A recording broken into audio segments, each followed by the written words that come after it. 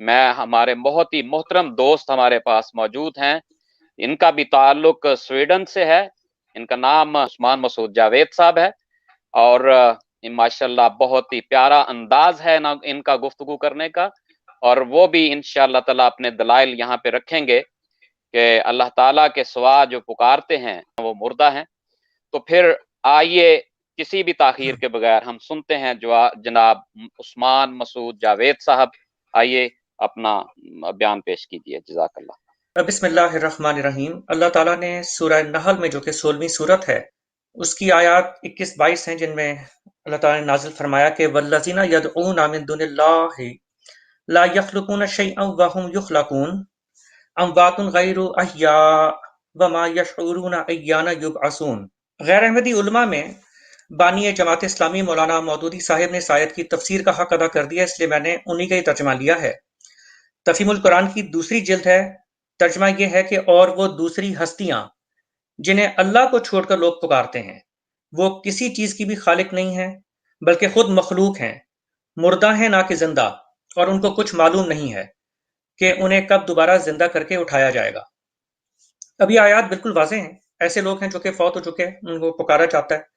اللہ تعالیٰ فرماتے ہیں کہ وہ جنہیں پکارا جا رہا ہے کیونکہ وہ خود الہ ہیں ہی نہیں، اس لیے وہ نہ تو کچھ پیدا کر سکتے ہیں بلکہ خود پیدا کیے گئے ہیں، وہ حیات بھی نہیں ہیں، یہ تک نہیں جانتے کہ کب اٹھائے جائیں گے دوبارہ۔ یعنی ایک تو انسان اوپر سے فوت، اور پھر انہیں پکارا جا رہا ہے، ان سے مانگا جا رہا ہے۔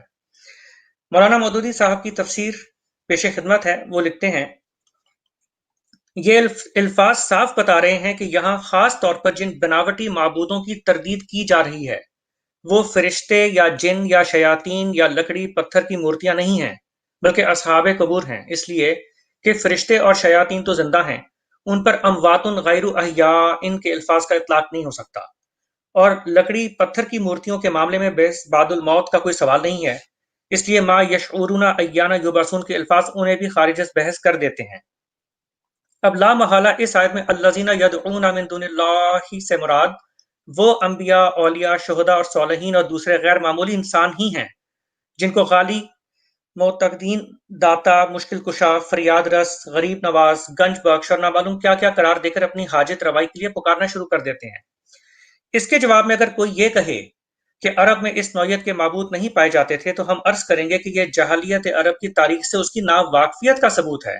کون پڑھا لکھا نہیں جانتا ہے کہ عرب کے متعدد قبائل ربیہ، کلب، تغلب، قزاع، کنانہ، حرس، کعب، کندہ وغیرہ میں کثرت سے عیسائی اور یہودی پائے جاتے تھے، اور یہ دونوں مذاہب بری طرح انبیاء، اولیاء اور شہداء کی پرستش سے آلودہ تھے۔ پھر مشرکین عرب کے اکثر نہیں تو بہت سے معبود وہ گزرے ہوئے انسان ہی تھے جنہیں بعد کی نسلوں نے خدا بنا لیا تھا۔ بخاری میں ابن عباس رضی اللہ تعالیٰ عنہ کی روایت ہے کہ ود، سوا، یغوث، یعوق، نصر یہ سب صالحین کے نام ہیں جنہیں بعد کے لوگ بت بنا بیٹھے۔ حضرت عائشہ رضی اللہ تعالیٰ عنہ کی روایت ہے کہ اساف اور نائلہ دونوں انسان تھے۔ اسی طرح کی روایات لات اور منات اور عزا کے بارے میں بھی موجود ہیں، اور مشرکین کا یہ عقیدہ بھی روایات میں آیا ہے کہ لات اور عزا اللہ کے ایسے پیارے تھے کہ اللہ میاں جاڑا لات کے ہاں اور گرمی عزا کے ہاں بسر کرتے تھے، سبحانہ وتعالی عما یصفون۔ قاصر الصلیب حضرت اقدس مسیح موعود علیہ الصلوۃ والسلام نے اپنی متعدد کتب میں اس آیت کی تفسیر کی ہے۔ ایام الصلاح جو کہ روحانی خزائن کی 14ویں جلد میں ہے، اس میں حضور فرماتے ہیں کہ جو لوگ بغیر اللہ کے معبود بنائے جاتے ہیں اور پکارے جاتے ہیں وہ کوئی چیز پیدا نہیں کر سکتے بلکہ وہ آپ ہی پیدا شدہ ہیں، اور وہ تمام لوگ مر چکے ہیں، زندہ بھی تو نہیں ہیں، اور نہیں جانتے کہ کب اٹھائے جائیں گے۔ اب بتلاؤ کہ اگر کوئی عیسائی اس جگہ تم پر اعتراض کرے کہ یہ بیان قرآن کا بموجب معتقدات تمہارے خلاف واقعہ ہے، کیونکہ قرآن مسیح ابن مریم کو من دون اللہ سمجھتا ہے اور کل من دون اللہ معبود کو بغیر کسی استثناء کے مردہ قرار دیتا ہے، اور تم مسیح ابن مریم کو زندہ قرار دیتے ہو، حالانکہ قرآن کہتا ہے کہ کوئی من دون اللہ معبود زندہ نہیں ہے۔ بس اگر تم سچے ہو تو قرآن حق پر نہیں ہے، اور اگر قرآن حق پر ہے تو تم دعوی حیات مسیح میں سچے نہیں، تو اس اعتراض کا کیا جواب ہے؟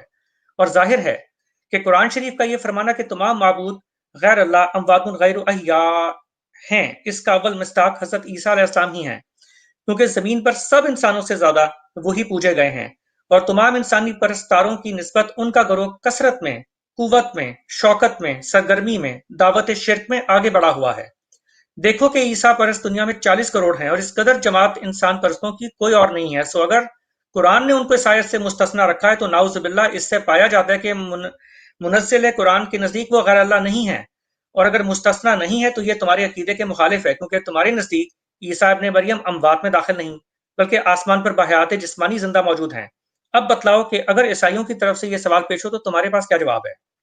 फिर हजूर बुराही ने अहमदिया हिस्सा पंजा में फरमाते हैं, जो लोग बगैर अल्लाह के परस्तिश किए जाते हैं वो कोई चीज पैदा नहीं कर सकते बल्कि आप पैदाशुदा हैं, और वो सब लोग मर चुके हैं, जिंदा नहीं हैं और नहीं जानते कि कब उठाए जाएंगे।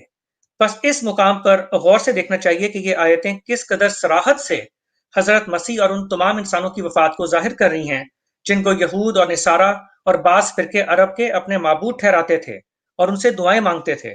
याद रखो, यह खुदा का बयान है और खुदा ताला इस बात से पाक और बुलंदतर है कि खिलाफ वाक़या बातें कहे। बस जिस हालत में वो साफ और सरी लफ्जों में फरमाता है कि जिस कदर इंसान मुख्तलिफ फिरकों में पूजा किए जाते हैं और खुदा बनाए गए हैं वो सब मर चुके हैं, एक भी उनमें से जिंदा नहीं है, तो फिर किस कदर सरकशी और नाफरमानी और खुदा के हुक्म की मुखालिफत है कि हजरत ईसा अलैहिस्सलाम को जिंदा समझा जाए।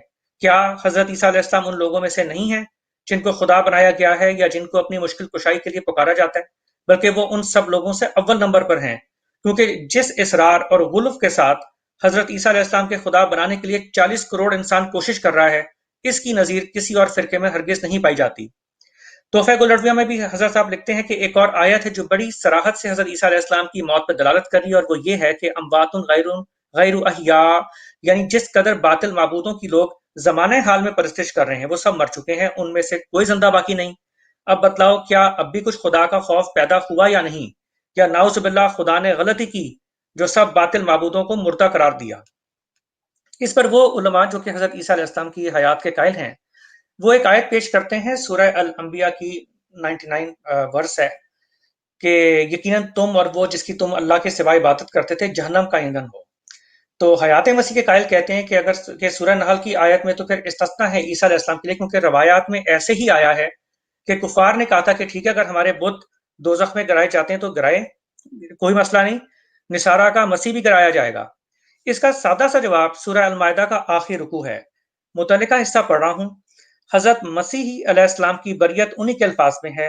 अल्लाह ताला ने हमें बताया है, वो फरमाते हैं कि मैंने उनसे, यानी जब वो चले गए, उनकी वफात हो गई और जब उनकी कौम शिरक में मुब्तला हुई, तो हजरत मसीह फरमाते हैं कि मैंने उनसे सिर्फ वही बात की थी जिसका तूने मुझे हुक्म दिया था, यानी ये कि अल्लाह की इबादत करो जो मेरा भी रब है और तुम्हारा भी रब है। बस अगर मसीहियों ने सेंट पॉल के पीछे चलकर तस्लीस का अकीदा कबूल किया है तो इसकी जिम्मेदारी हजरत मसीह पर नहीं डाली जा सकती, और ना ही वो या कोई ऐसा शख्स दोजख में गिराए जाएंगे जिनकी वफात के बाद दावा उलूहियत मंसूब किया गया है, ना कि उन्होंने खुद इलाहा होने का दावा किया हो। जब मैं स्वीडन के एक शहर नोर शॉपिंग में रहता था, तो वहां मैं जिस अपार्टमेंट में था तो वहां पे सीरिया यानी मुल्क शाम के मियाँ बीवी रहते थे और क्रिश्चियन थे। उन्होंने उसी अपार्टमेंट में इराक का एक मुसलमान लड़का था, उसको वो मेरे आने से पहले कन्वर्ट कर चुके थे, वो क्रिश्चियन बन चुका था, तौहीन रिसालत भी करता था और मुझे मसीहियत की तबलीग भी करता रहता था। मैंने कई माह इन लोगों के साथ माइग्रेशन बोर्ड के उस अपार्टमेंट में गुजारे और मुझे उनके जो अरब यानी कि जो अरब के मसीही हैं उनके चर्च भी जाने का मौका मिला। रब्बुल मसीह उनकी जुबानों पर चढ़ा हुआ है। हजरत मसीह को रब कहते हैं, उन्हीं से मांगते हैं, उन्हीं को पुकारते हैं। बाप खुदा या रूहुल कुदस सिर्फ एक तकल्लुफ है, इससे ज्यादा इसकी कोई भी हैसियत नहीं है। अरबी के मजहबी गाने, बहुत अच्छी धुनें, सब में रब्बुल मसीह की तारीफें मुकाम बयान होता है, उनसे मांगा जाता है, उन्हें पुकारते हैं। मुझे भी ये गाने सुनाए जाते थे, तो उनमें जो रब्बुल मसीह के इमेजेस देखें तो ये जिन आयात पे मैंने आपको मुख्तसरन बताया है उसका तर्जमा जहन में रखें कि और वो दूसरी हस्तियां जिन्हें ये अल्लाह के सिवा पुकारते हैं। ये देख सकते हैं इमेज कि ये अरब के मसीहियों ने बनाया हुआ है कि एक छवि बनाई है खुदाबंद यसुअल मसीह की और वो पुकार रहे हैं।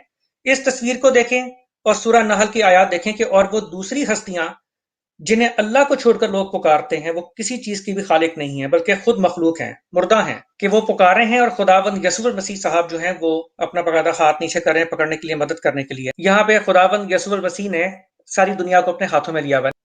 यहाँ पे मलाइका के झुरमट में बहसियत मरकज के हैं कि सारे मलाइका उनके गिर्द रिवॉल्व कर रहे हैं। इस इमेज में अर्श खुदाबंदी क्रिएट किया गया है اور اس میں رب المسیح یا خداوند یسوع المسیح جو ہیں وہ عرش پہ اللہ کی کرسی کے اوپر بیٹھے ہوئے، جو کہ میں آپ کو بتا رہا ہوں کہ ان کے ہاں جو باپ خدا ہے یا جو روح القدس ہے، یہ سب کا سب صرف تکلفاً ہے. یہ ساری چیزیں مجھے وہ لوگ دکھاتے تھے. کئی ان کے گانوں میں بھی یہ امیجز استعمال ہوتے ہیں. اس کو دیکھیں کہ اس میں بھی آیات جو میں نے آپ کو بتائی ہیں ان کو ذہن میں رکھیں. اور آخری امیج دکھائیں. ان امیجز کو آپ دیکھ سکتے ہیں. میں یہ آیات دوبارہ پڑھ دیتا ہوں. اور یہ جو رد قادیانیت کورسز ہمارے خلاف لکھتے ہیں، جو کتابیں چھاپتے ہیں اور پوری کوشش کرتے ہیں کہ کسی طریقے سے یہ ثابت ہو جائے کہ حضرت عیسیٰ علیہ السلام زندہ ہے، وہ ذرا ان امیجز کو دیکھیں کہ اللہ تعالیٰ کی آیات بالکل واضح ہیں. جو 1400 سال پہلے کے کرسچنز تھے ان کا بھی یہی حال تھا، آج کے کرسچنز کا بھی وہی حال ہے. اور یہ ساری تصاویر میں نے خاص طور پہ دکھا ہی اسی لیے کہ آپ اس امیج کو بھی سامنے رکھیں. میں دوبارہ ترجمہ پڑھ کے اجازت چاہوں گا کہ اور وہ دوسری ہستیاں جنہیں اللہ کو چھوڑ کر لوگ پکارتے ہیں، وہ کسی چیز کی بھی خالق نہیں ہیں بلکہ خود مخلوق ہیں، مردہ ہیں نہ کہ زندہ، اور ان کو کچھ معلوم نہیں ہے کہ انہیں کب دوبارہ زندہ کر کے اٹھایا جائے گا. وآخر الدعوانا ان الحمد للہ رب العالمین.